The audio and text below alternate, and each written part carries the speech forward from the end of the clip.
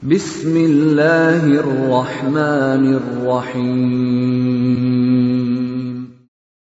وَلْتَكُنْ مِنْكُمْ أُمَّةٌ يَدْعُونَ إِلَى الْخَيْرِ وَيَأْمُرُونَ بِالْمَعْرُوفِ وَيَنْهَوْنَ عَنِ الْمُنْكَرِ. Assalamualaikum warahmatullahi wabarakatuh. Bahwa sholat itu penting. Bukan yang penting sholat. Sholat itu penting. Bukan yang penting sholat. Kita baru kadang-kadang perkara sedikit. Nah, saking pentingnya ini sholat, Pak, tidak boleh ditinggalkan. Tidak boleh ditinggalkan. Biar di posisi sakit, di posisi sibuk, cuma dia ada keringanan, yakni keringanan dalam hal bisa waktunya digabung. Bisa waktunya digabung. Bisa juga dikurangi rakaatnya dalam pembahasan nanti kasar.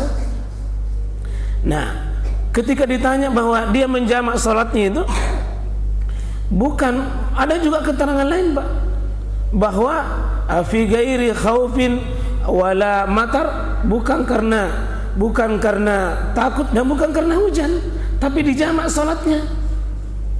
Kenapa dijamak? Ya, Nabi inginkan bahwa jika ada kebutuhan mendesak, ya. Cuma kalau di pengantin, saya belum melihat itu. Kalau pengantin masih bisa itu salat tepat waktu, ya perlu dijamak, ya. Apalagi yang tamunya, kadang-kadang bukan dia pengantin tapi dia menjamak salatnya.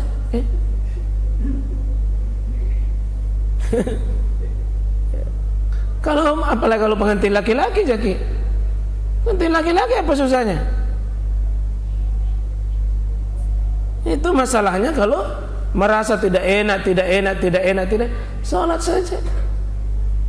Nah, kemungkinan yang perempuan saja, karena kalau luntur bedaknya ya mesti baru bedak tak 2 juta atau 3 juta, jadi ya pikir mendingan dijamak saja, ya.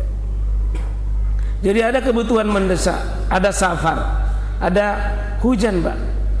Jadi kalau hujan itu misalnya hujan sampai banjir, bisa sholat duhur dengan asar itu digabung. Tapi hati-hati mengamalkan ini pada kondisi-kondisi yang umat belum paham itu.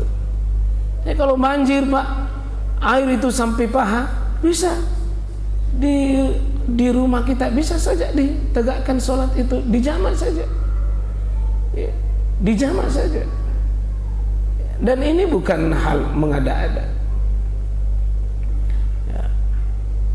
Nah, kita sekalian di kitab Babul Qasr, kalau tadi Babul Jam', ini satu hadis saja, dan ini juga satu hadis dari sini. Ya, artinya saya melihat itu babnya dipisah karena inginkan itu memahami betul pembahasan itu.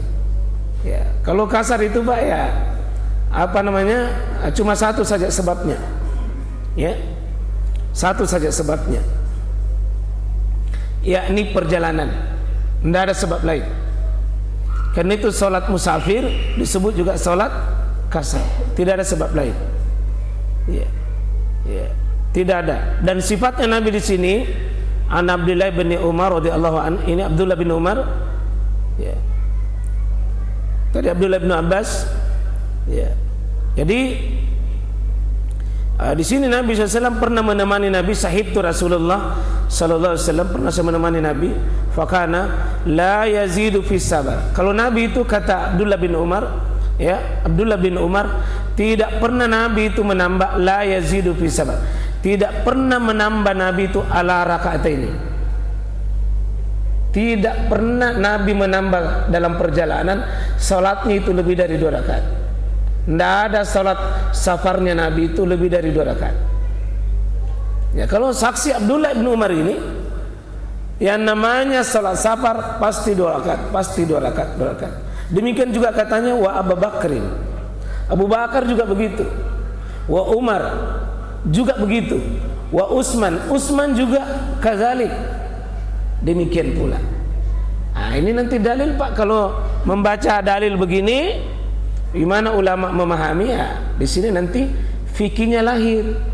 Bahwa dalil ini yang dipakai ulama wajib hukumnya mengkasar kalau musafir. Karena dia Nabi itu kalau sekasar tidak pernah ada riwayat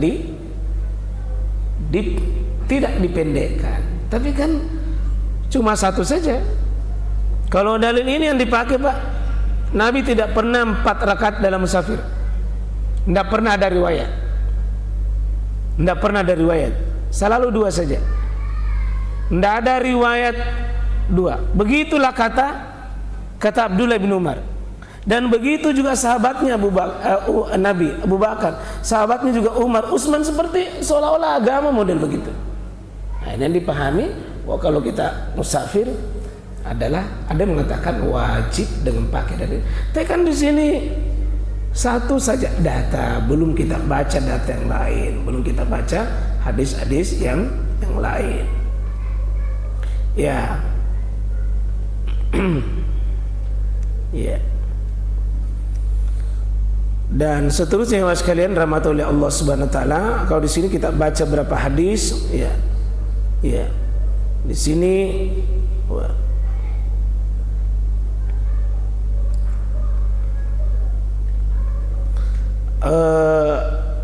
penting Pak, kapan itu kasar, karena ada dulu jamaah itu berapa dalil, berapa jarak itu.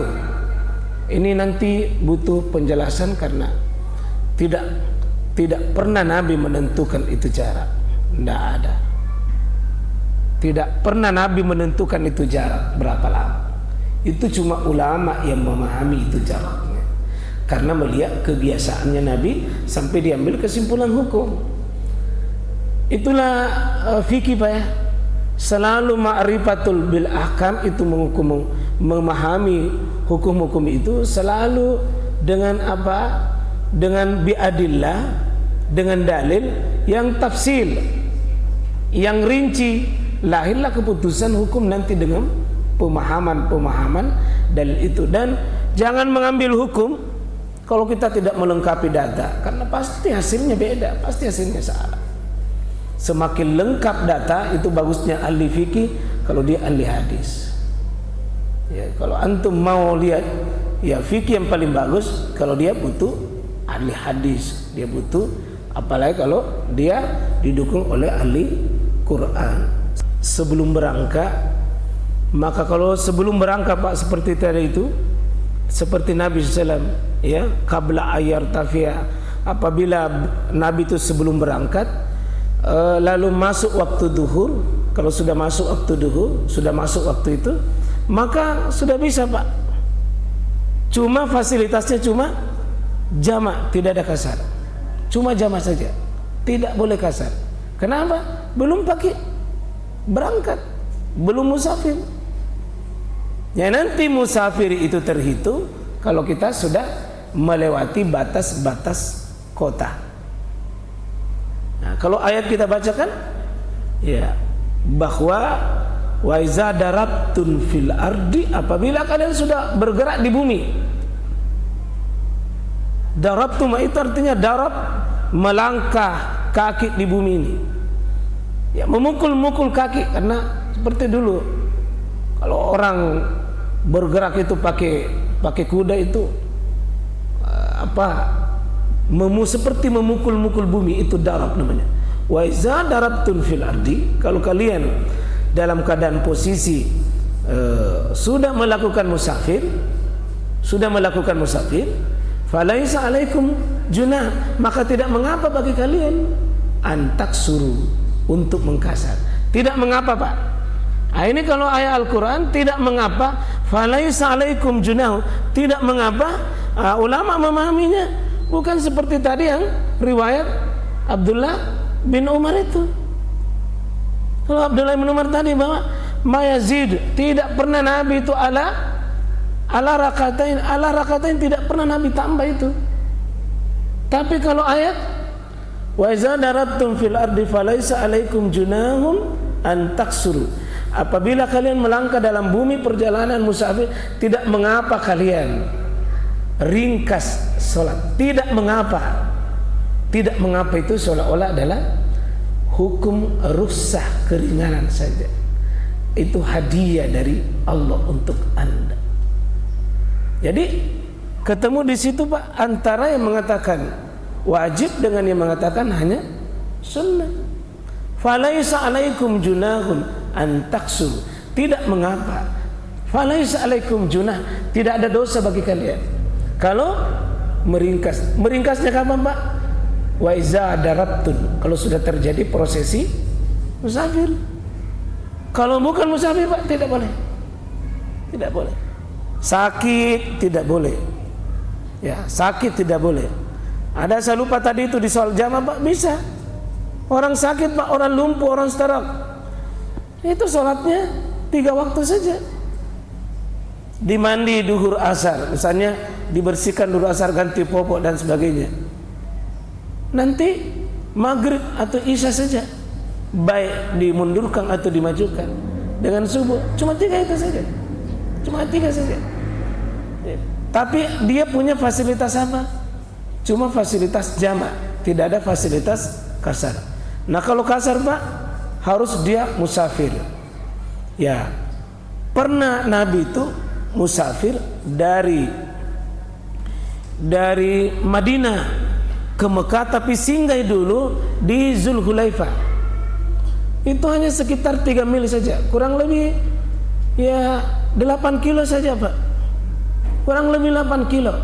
Nabi sudah kasar 8 kilo sudah kasar. Tapi Nabi pergi ke situ bukan itu tujuannya. Nabi mau pergi ke Mekah, tapi singgah dulu di Zulhulaifah yang sudah melewati batas kota. Jadi kalau kita dari sini Pak mau kemana, misalnya mau ke Palopo, melewati di bandara Pak, sudah bisa kita kasar. Singgah kita dalam perjalanan sudah bisa kasar, karena itu sudah darab, sudah berpergian, sudah pergi. Tapi kalau masih di sini kita istiqomah, rumah tak di sini ji, belum darat, baru mau rencana mau pergi. Fasilitasnya cuma fasilitas jamak, tidak ada fasilitas kasar.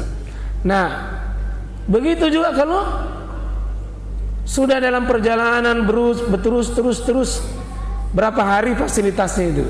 Ada 2 kecenderungan ulama, ada yang satu membatasi hanya pada 3 hari saja. Hari keempatnya sudah kembali normal.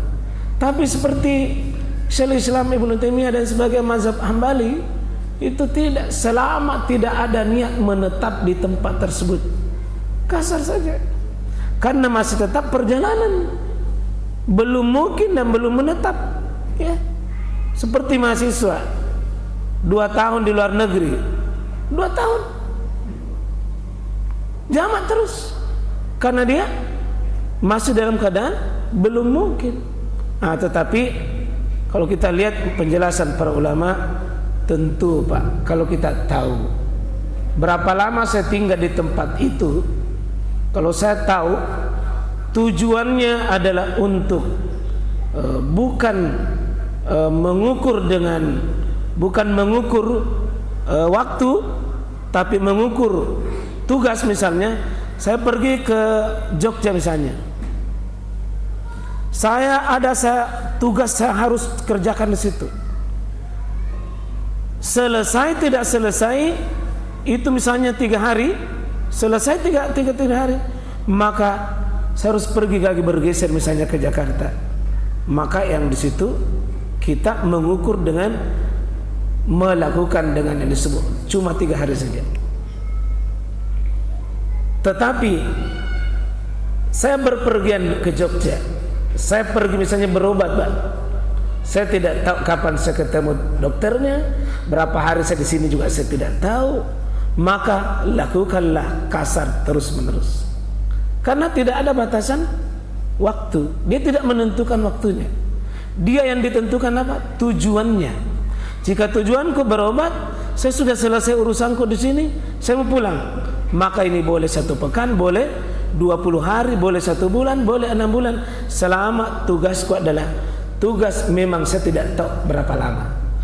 Tapi kalau misalnya perjalanan, oh Anda sudah tahu bahwa di Jogja itu misalnya Anda sudah punya batasan waktu cuma 7 hari saja. 7 hari saja. Selesai tidak selesai, tinggalkan itu. Maka cuma 3 hari saja. Adapun 4 hari itu masuk normal. Nah, kira-kira begitu Pak, jelas Pak ya? Iya.